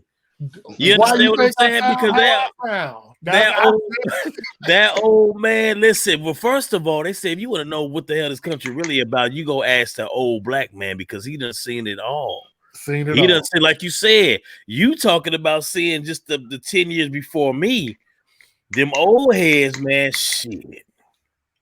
You talking and about, that's why, if you realize, Dick Gregory was calling everybody out. Like, he talked, like Dick Gregory, we found out about before the official news and all that shit came out about how they killed Martin Luther King. Dick Gregory been told us that shit. He really did. Because he was there. You see what I'm saying? So Michael Jackson too. He spoke on the real about that. Well, okay, he was like, they killed him. Because we here and we black men, and I want you to know, as black men, that we gotta hold the fact that we let niggas kill. Michael Jackson, Prince, Whitney, and her baby for that money. And that happened on our watch. We watched that shit. Niggas act like that shit didn't happen. Man, that's the rabbit hole. The rabbit hole goes so deep, man. And like you said, every time, and that's what's crazy. No matter what topic we jump on, unless we talk about sports, and even within that, it's gonna come back full circle to the boo. And that's the part I be wanting folk to understand when we hop on and get to talking race relations. And like you said, this shit has permeated every aspect of our lives. Which you should think about it. We were brought here for one reason. You see what I'm saying? When you go back to the beginning and think about why them folk went to go get us in the first place, all this shit makes perfect sense. You ain't supposed to have no rights. You know what I'm saying? You not supposed to be driving that car. You not supposed to have that job, let alone live in our neighborhood. So watch, man, when y'all watch, matter of fact, this is the homework, man, after this episode, man. And if y'all got, I think it's Amazon Prime. If you got Amazon Prime, go watch them. And then we could come back and do a reaction video on that. Because if that dynamic, you're gonna see that dynamic play out too. When them folks got to moving in, these folks was so paranoid. They sitting out in the lawn. in these people line with their tables, watching them like, dude, what are you like? What are y'all here for? What, man? I don't even want to tell y'all. I don't want to tell y'all the movie, man. Yeah, but no, I want it's to ask you about that though. I want to ask you about that, because what that was such a deep scene for me, because for me, what it showed was what you said earlier when we fought for inclusion. And then I'm looking at that, and I got a daughter, so then I look at my daughter, and I'm thinking, why the fuck would you move into that situation?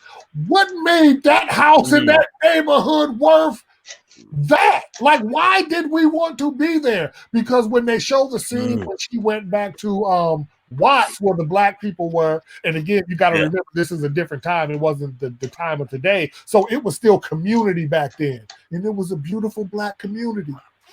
And niggas really left beautiful black communities to go get called niggas and have crosses and shit burnt on their lawns to prove a point.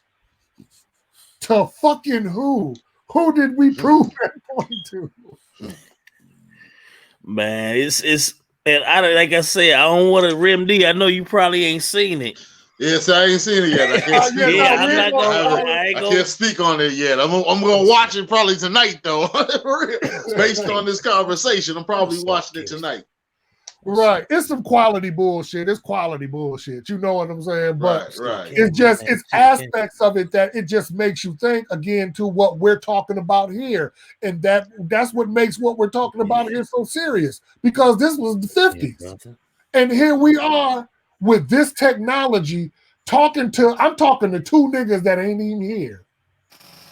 And looking at them. And we're still going through the same shit them niggas was going through. That's deep. And that's a sad commentary on our lives. Yes, it is. That's what folks don't be understand. I know every time I get on these forums and these social media sites, man, and I really do. I try to not to get worked up or even try to engage these folks, because that's the thing. The educator in me feel the need to break this shit down to them. But see, this is willful ignorance. This ain't folks who truly lost or don't know. This shit is willful ignorance. They try not to understand what the hell going. They really don't give a shit. Let's be honest. They don't give a shit about that. Quit your whining, quit your this, quit your that. That says a lot. And if you go on to LinkedIn, which is more of a professional site, it's the same shit. And I'm looking at these folks, HR executives. Yeah. You see what I'm saying? Yeah. We sit up here wondering why these companies look the way they are. This is where we're fighting because to be. Right. You got them. And you got these folks in these positions, man, purposely keeping folk out. You see what I'm saying? Like, this shit ain't nothing. That's the thing. None of this shit by accident. They don't mind throwing a few dollars at the whole diversity initiative shit, because at the end of the day, it's only, okay, we'll let a few of y'all in. You know what I'm saying? We'll let a couple of y'all. Matter of fact, we'll pick somebody who's a figurehead, put them up front, and act like we really doing some shit. You see what I'm saying? But we really not. We really not, man. And so that's what I mean by once you wake up, I'm gonna go ahead and use it. Once you are awake, man, you can't unsee this shit. You can't unsee it. Once you see it, you can't unsee it. And see, I'm cut from that, like Mickey, man. We cut from that cloth, man. You know, my grandma was from the South, so I was up on Emmett Till, before the age of 7. You know what I'm saying? Like, she taught me early on, man. Yes, sir. What shit was about. And so, ask anybody who know me, man. I've always spoke like this. I've always had this mentality. Like, I just do not play when it comes to this shit, man. Because, man, and you know what? It's a reason I didn't go away to no HBCU, bro. And this is it, because I wanted to know. I knew that coming out with a business degree, chances are I would be working among folk who don't look like me. So I need to know how to deal with this dynamic head on in a professional way. Don't get me wrong. I'm still assertive and stern with my shit, but I'm so cold with it on a professional level to be making them even more mad. Right. Well, But we it's know like, what it is. You got to do certain things. That's what it is. Yeah. But it's, bro, I just, man. And the thing is, once they realize that you're not with that bullshit, that's when you become the enemy. You know, we can't pull this on him. So he ain't want them to go along to get along. As you know, it is. I couldn't do it, bro. It's not in my soul. And I got frat brother. I got Castle, man. I had one bro. He's the VP at Wells Fargo, man. And this brother was from what's the damn city in Iowa, man. God damn it. Oh, not Des Moines. Waterloo. Oh, and right, here in Waterloo. But I thought that I thought bro would be good in that capacity. And man, he's just like, bro, I couldn't do it, man. He said every day it eats away at me, bro. He said every day that shit just, and he's VP, but just, you know what I'm saying? If you're a real man, that shit gonna eat at your soul, bro. You can't play that game. That's why, or you can only do it for so long. Shit. I know who I am, man, and I know what I'm gonna take. I know what it is. I'm the king of quitting the job, nigga. Fuck you, fuck you, fuck you. You're cool. Fuck you, fuck you. Like, I've done that shit because I'm not the one. I'm not gonna let you blatantly disrespect me. Now, I have gotten better in my old age where I have learned how to hold certain shit down and fight, fight certain battles. Don't fight every battle. You know what I'm saying? But again, just being a man, that's just the cloth that niggas has come from. I'm my daddy's son. And again, I think about my daddy had to take shit. This nigga was a Minneapolis firefighter. So he was there during the 80s and the 90s when these niggas had to go through all of their racial shit, like, all the lawsuits that was going to get. And he survived that shit to retire. And I know that nigga had to go through some soul-wrenching shit. To retire from that racist ass motherfucking department and keep a fucking house and a job and all of that shit and to make sure his motherfucking kids was cool. Good. You know what I'm saying? And it's like, I see that. Okay, you know what? So I'm not gonna do that. I'm not taking your shit. I'm gonna call, and you know me. I've won a couple of cases with these niggas. So the same way with you. You know what I'm saying? You win some, you lose some. Bro, it's man. But you gotta be a man with it. That's all it is. What are you gonna stand for? Because people, if you just chasing the bag, because motherfuckers will tell you anything. Well, hey, you just hating because you got money. Okay, well then nigga, can your like if it's a girl, can your man go suck a dick for 100,000 and come back to you? Is it just for the bag? Is that how you gonna look at it? If it's just right. You feel what I'm saying? Because where do you draw the line at what is just for money? And that was going back to my episode 1 on here of the Grind Dad podcast, where they had Monique and Steve Harvey. That situation where they sat down. That was that same dynamic that played out then too. And that fool had the nerve to, you don't be talking. No, you don't. We can't be out here playing like that. We can't do that. Okay. No, forget your integrity. Forget your integrity. And then he came back and tried to push it around. That too, baby. You know the funny thing is, I wouldn't even mind a coon. Here's the funny thing. I wouldn't even mind a coon if a nigga cooned for the undercover. Nigga, if you was a coon, be the spook, but you was coming back by the door. Money, and you was coming back and opening, I'm like, really opening doors? Like you was, okay, go do that. Like that's, I always say, like, even like Tariq Nasheed, right? Y'all know who that is, right? Yeah. Yeah. Okay. So if we found out Tariq Nasheed was gay, I wouldn't give 2 fucks because he's been doing what he's doing. See, it's your actions. I don't give a fuck about all that rest of it. That's just like we know some street niggas. And I know street niggas that did some things, but I know who you is.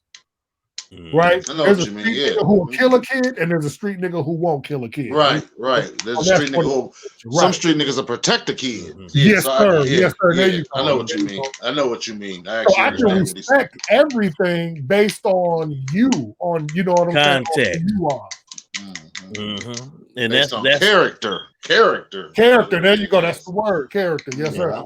That's what it, and that's the thing. Shit done changed even so much from that standpoint of you know, like you said, this the street cat. We all grew up around them old heads who used to, even if you know they was doing whatever, they like, hey boy, you need to stay up out these streets. You know what I'm saying? Ooh, this ain't for you. Blah blah blah blah. They skip. You understand?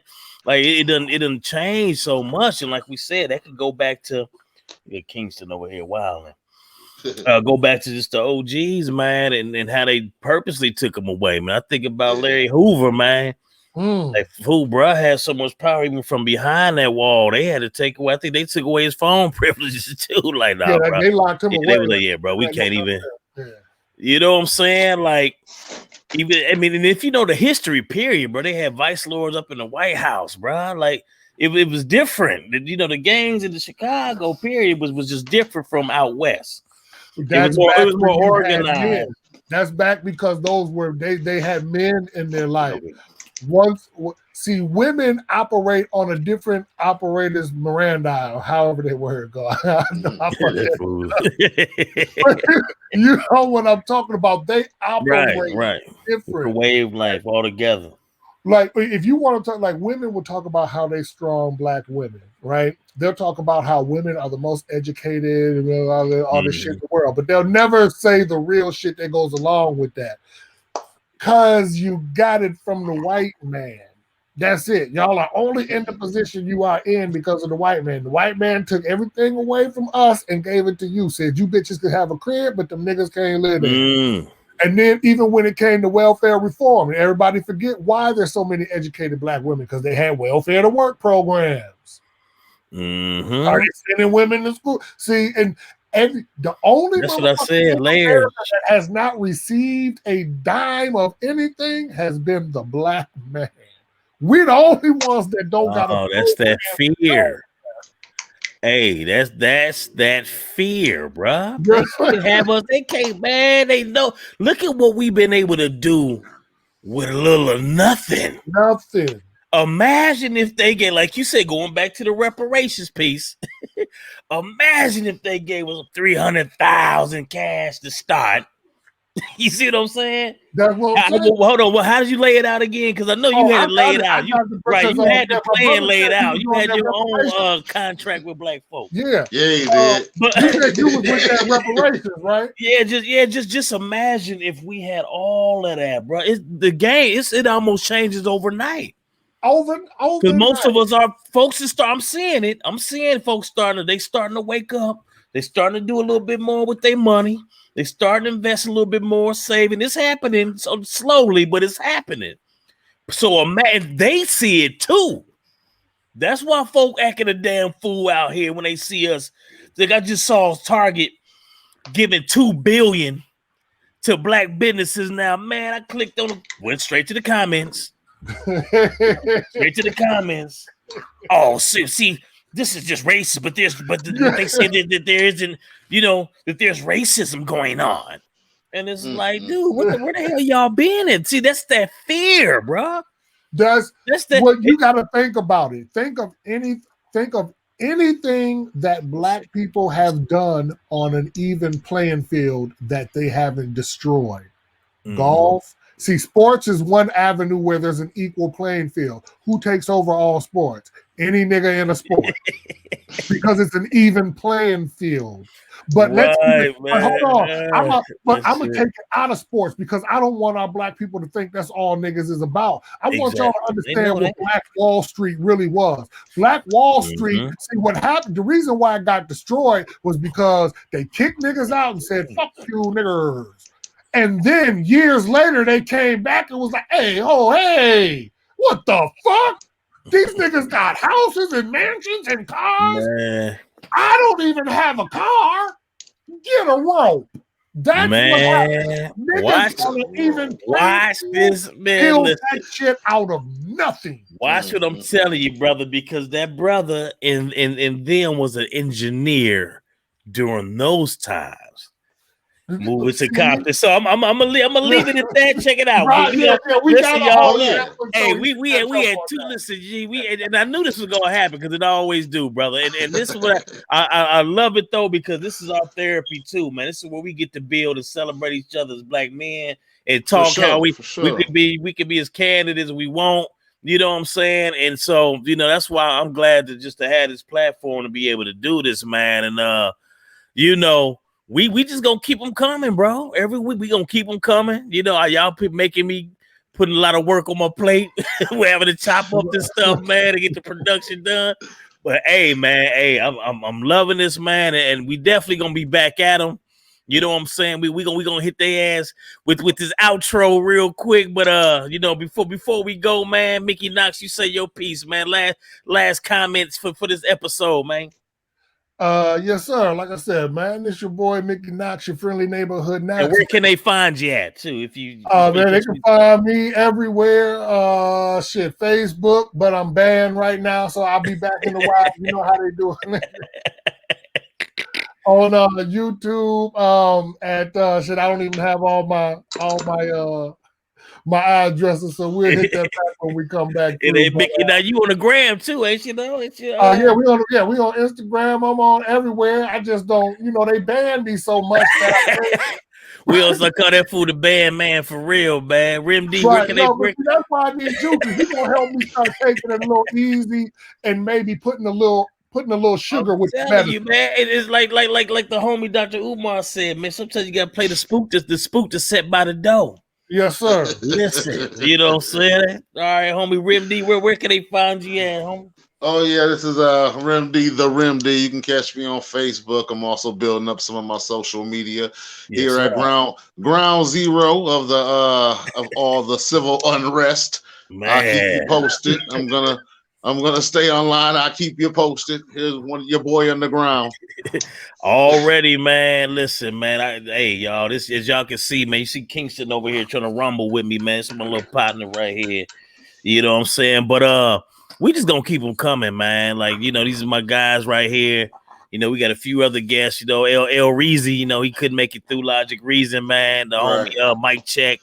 You know what I'm saying? Mr. T, aka Tunde. We didn't even speak on Tunde much, man. We might do an episode alone on that, but my brother, for those who don't know, that's one of my MMA guys. But he's actually been playing like stunt doubles in some of these movies. Like he was just in Coming to America, and he was actually in the Black Panther too, man. And so I got it, man. My circle. That's the people that I know, you know what I'm saying, is on all kind of different levels. You would never even know it though, man. But and that's how you know what I'm saying? Right. And so we gonna man, I got a lot to bring to the table, man. And so your boy Big Miyagi Vice, King Vice Versa, Boss Certified ENT, I'm all throughout social media, Facebook, Instagram, Twitter. We went on ahead and just made a TikTok too. We're gonna be throwing some of these clips on there too. You can catch them at Popeyes chicken. Yeah, Popeyes, Chipotle, a little bit everywhere. But hey, I'm like I said, I'm amped up. We ain't got no shortage of material around here. It's always gonna be something to chop up about. And so until next time, tune in, y'all. Like, share, subscribe, comment, and we out. Yeah.